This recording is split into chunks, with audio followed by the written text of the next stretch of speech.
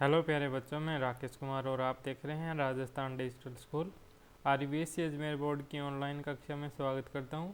आज के इस वीडियो सेशन में हम पढ़ रहे हैं कक्षा 8 विज्ञान और विज्ञान विषय का छठा अध्याय है हमारा पौधों में जनन, यानी पौधों से पौधे किस प्रकार से उत्पन्न होते हैं, उनके आगे वृद्धि और विकास कैसे होती है, उनकी संख्या में वृद्धि कैसे होती है, वो हम इस पार्ट में पढ़ेंगे।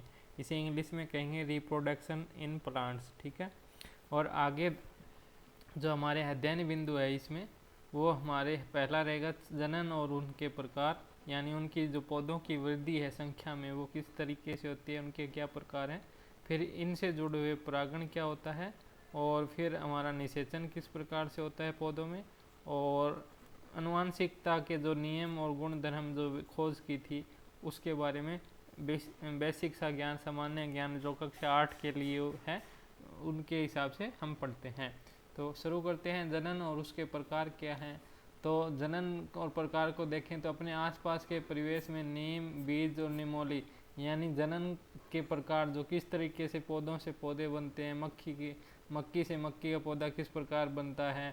जैसे अपने बीज लेके आते हैं किसी फसल का और वो बीज लगाते हैं, फिर उसी से जिसका जैसे नरमे का बीज है, कपास का बीज है, गेहूं का बीज जिसे गेहूं कहते हैं वास्तव में वो एक तरह के बीज हैं, उसका आटा बना के हम खाते हैं। तो ये सब वो बीज है, उनसे किस प्रकार से वो एक पौधे के रूप में धारण, शरीर के रूप में धारण कर लेता है पौधा, तो वो हम इसमें देखते हैं।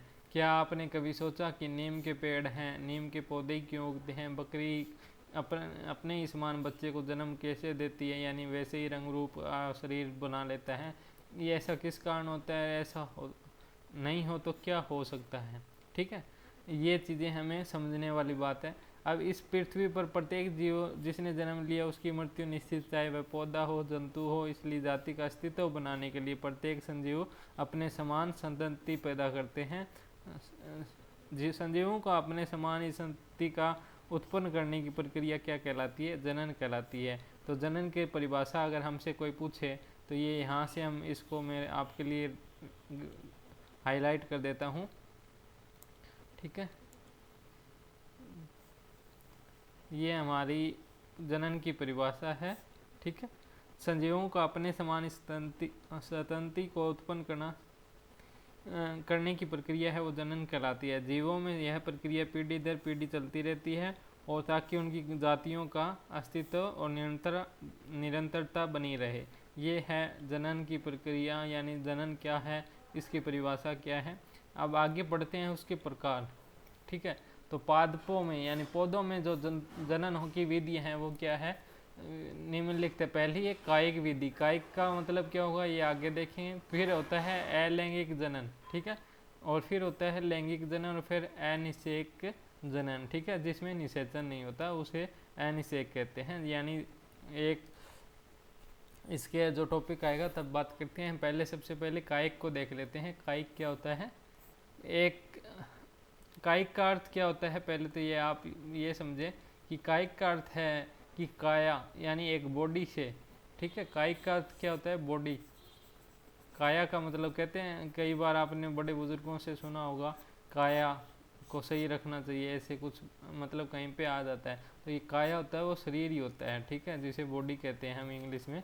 इस शरीर से जो उत्पन्न होता है, जैसे आलू एक अपने आप में एक शरीर है उस आलू के लिए, अगर उसके से वो जो छोटे छोटे हरे ऐसे पत्ते नुमा कुछ निकल के आ जाते हैं, अंकुरण सा हो जाता है, तो उसे क्या कहते, वो अंकुरण है, वो किस प्रकार का जनन है, कायिक जनन है। यानी आलू के अंदर, यानी आलू के शरीर से ही जो अंकुरण हो रहा है, जनन हो रहा है, पौधे एक नई पौध के रूप में निकल रहे हैं, उसे हम कायिक जनन कहेंगे। ये बात होती है समझने वाली। अब ये होता कैसे, आलू में होता है और एक बायोफ्रीलम होता है।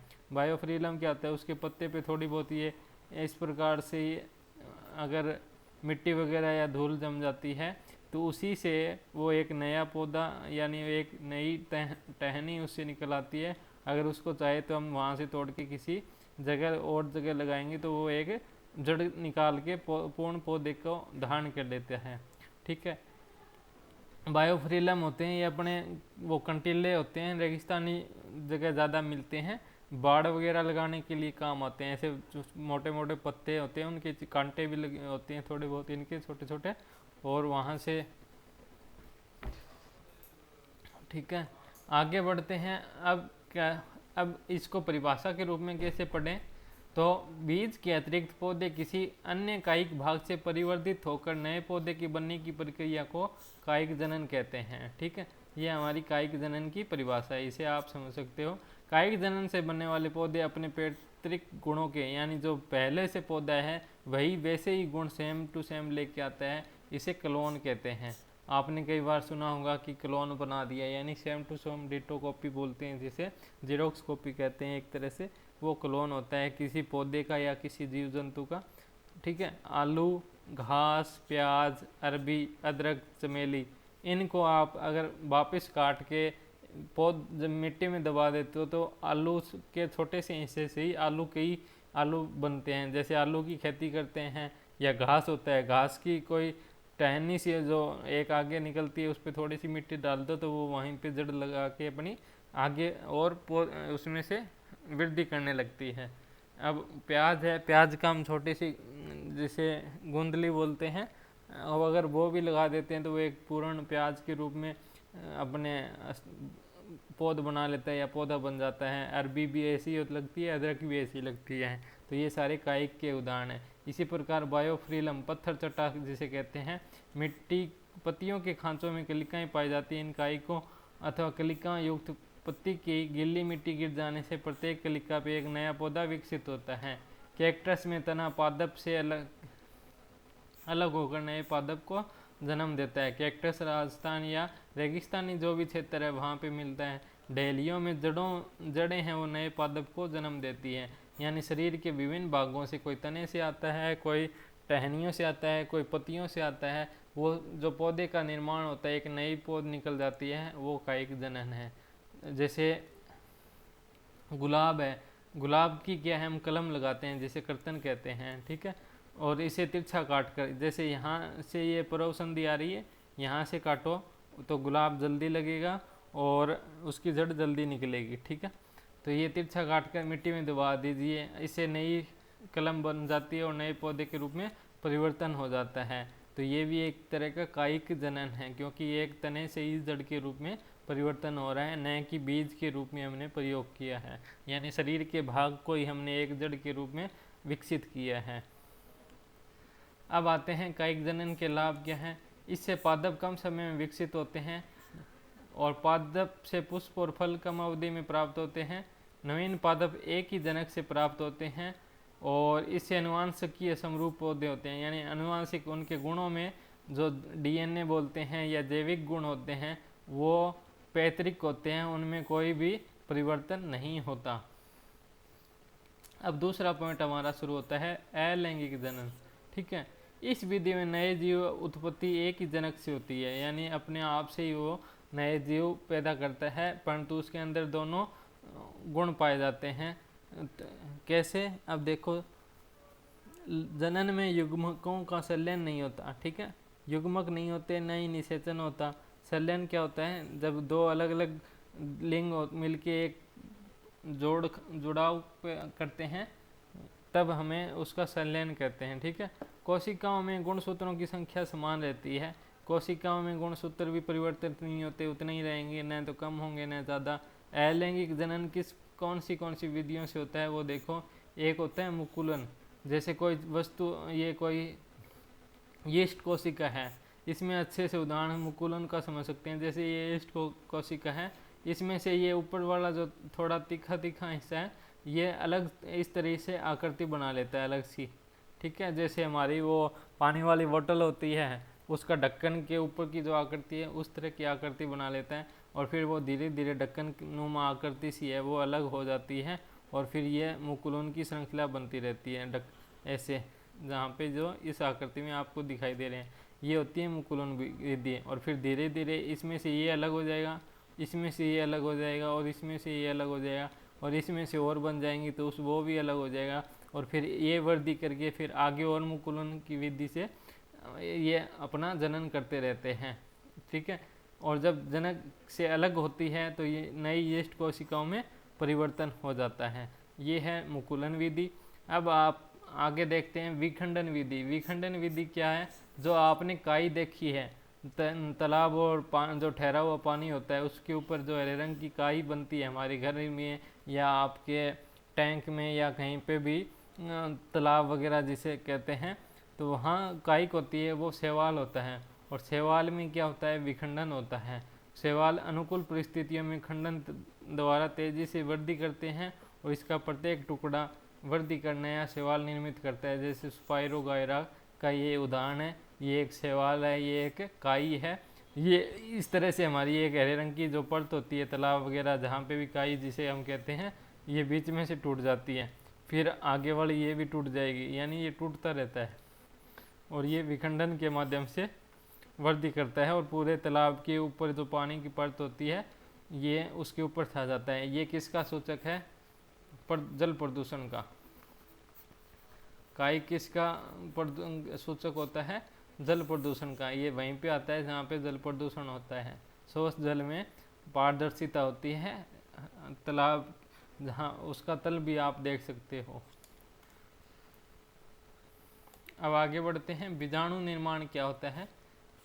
ब्रेड के टुकड़े होते हैं, चलो ये तो ऐसे ही समझाने के लिए है। जो खास बात ये होती है कि बीजाणु क्या होता है? म्यूक एक होता है, जैसे कवक बोलते हैं, फफूंद बोलते हैं। आपने रोटी पे देखी होगी, ब्रेड पे देखी होगी, और कहीं पे जिसे आम भाषा में फफूंद कहते हैं, कवक होता है वो वास्तव में, ठीक है। उस कवक को क्या है, उसमें बीजाणु धानियों में बीजाणु को निर्माण होते हैं और ये बीजाणु मुक्त होते हैं और वायु में तैरते हैं। हल्के होने के कारण काफ़ी दूर तक चले जाते हैं और प्रत्येक बीजाणु हैं वो उच्च ताप और निम्न आर्द्रता जैसी प्रतिकूल परिस्थितियों में भी एक कठोर आवरण बना लेते हैं।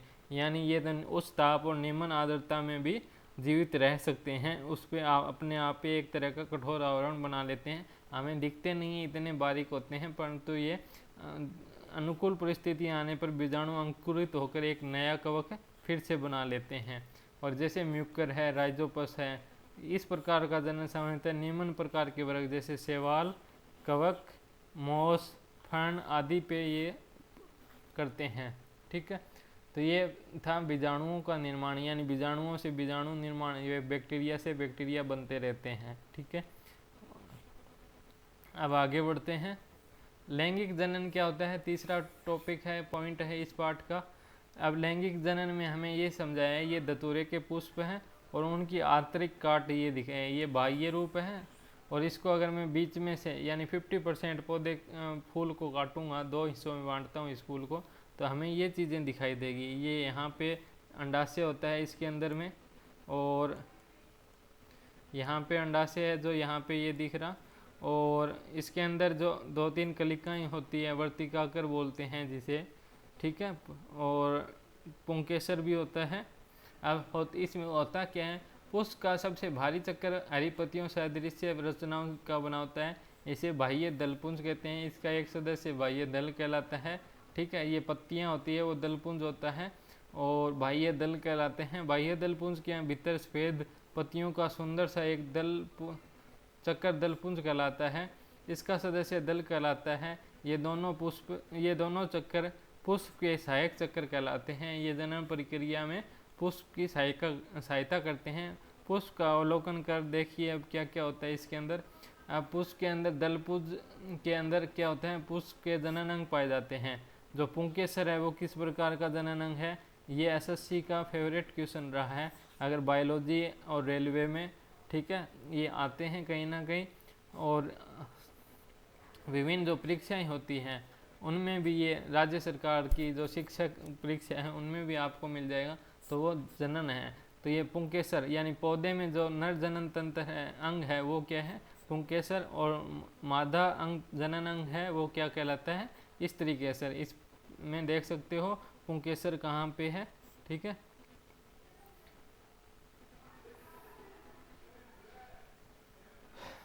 अब आते हैं लैंगिक जनन में 2 प्रकार के जनन होता है, एक तो होता है एक लिंगी और दूसरा है द्विलिंगी। ऐसे पुष्प जिनमें पुंकेसर और स्त्री केसर में से कोई एक जनन अंग उपस्थित होता है उसे एक लिंगी पुष्प कहते हैं। जैसे मक्का हो गया, पपीता हो गया, ककड़ी हो गया, ठीक है। इसलिए पपीता होता है उसके हमेशा 2 पौधे लगते हैं एक साथ, ठीक है। सिंगल पौधे पे जल्दी से फल नहीं लगते।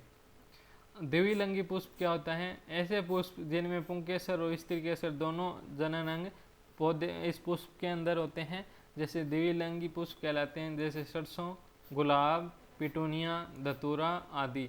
पुंकेसरों में परागकोश पाए जाते हैं जिनमें असंख्य परागण होते हैं। परागणों का अंकुरित होने पर इनके नर केंद्रकों का निर्माण होता है।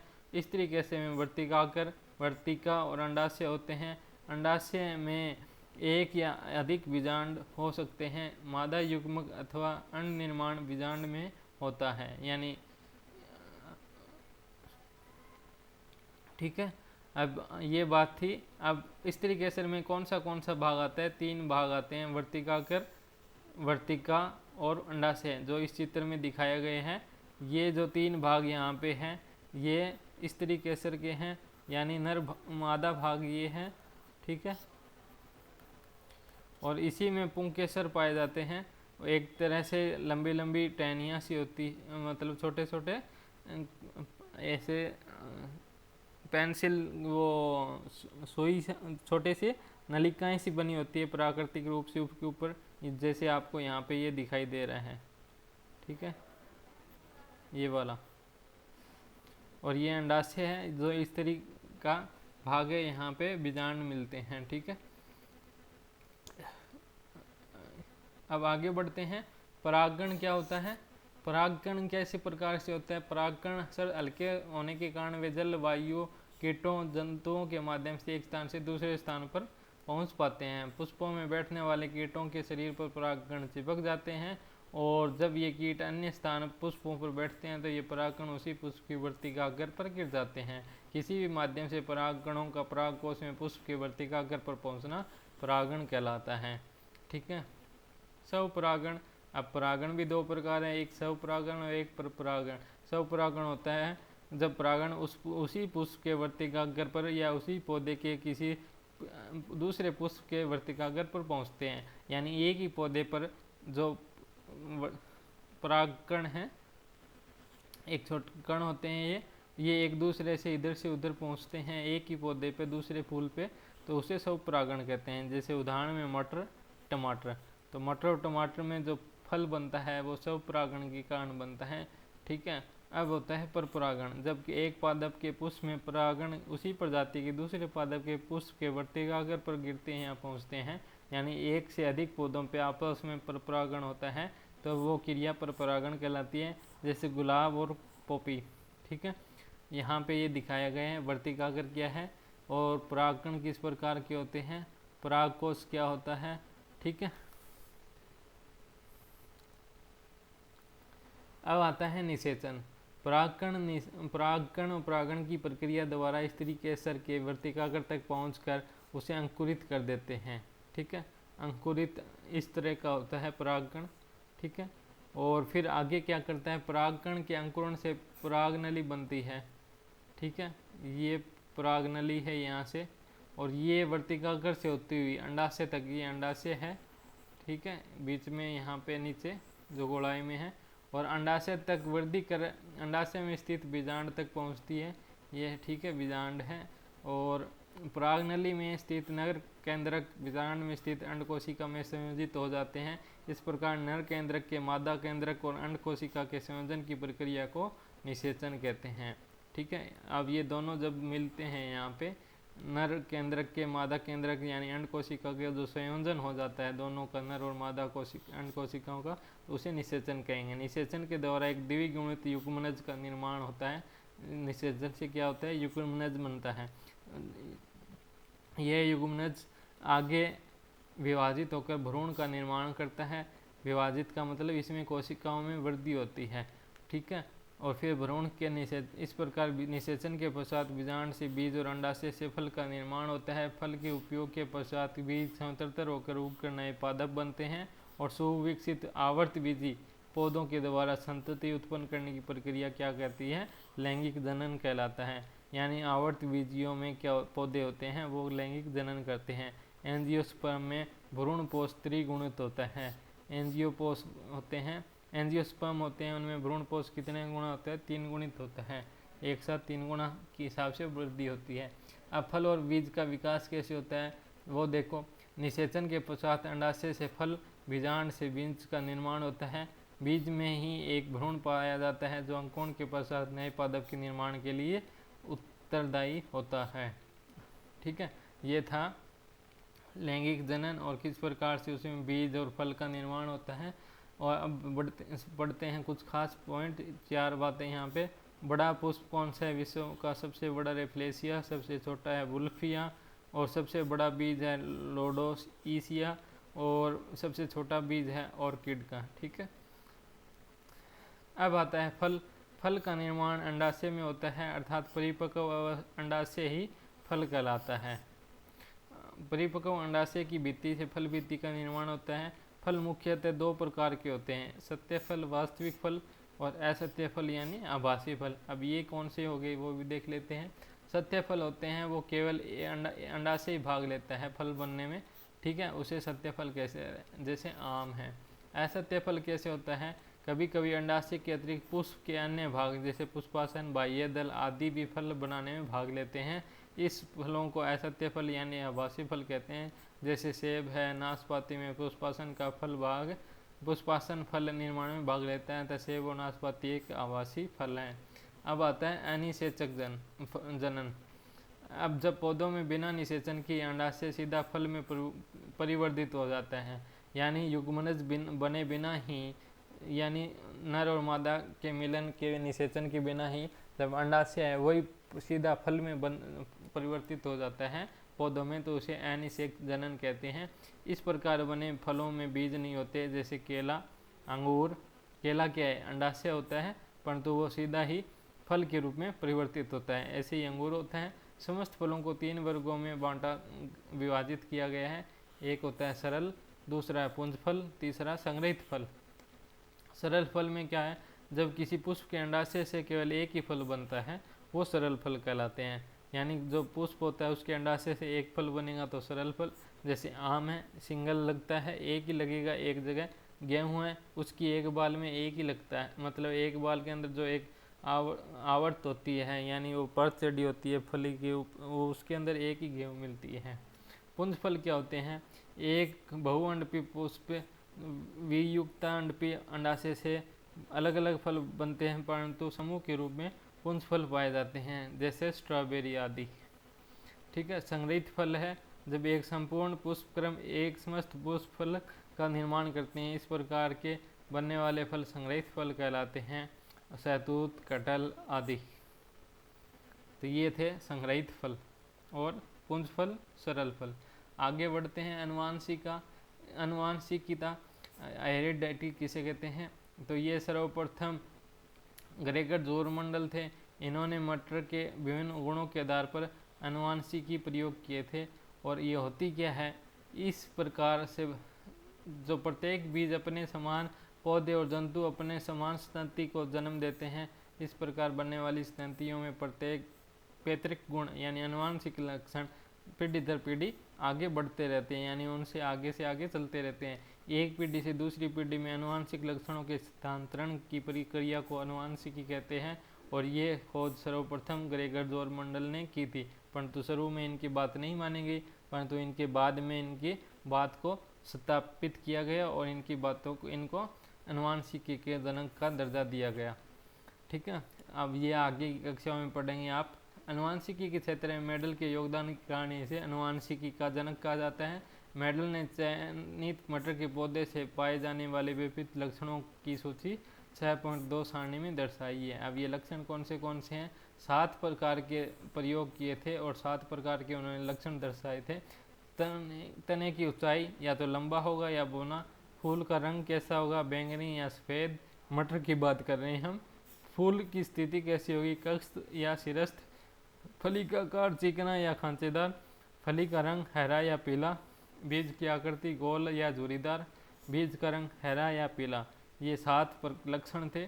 इन 7 जोड़ी लक्षणों के वाहकों को मेंडल ने कारक का नाम दिया, जिन्हें वर्तमान में हम क्या कहते हैं? जीन कहते हैं। मेंडल ने अपने आनुवांशिकी के प्रयोग हेतु मटर के पौधे का ही चयन क्यों किया? इसके कारण क्या थे ये प्रयास करते हैं। पहला था साफ स्पष्ट दिखाए गए लक्षण दिए जाने वाले विपर्यासी लक्षण यानी विपरीत लक्षण थे।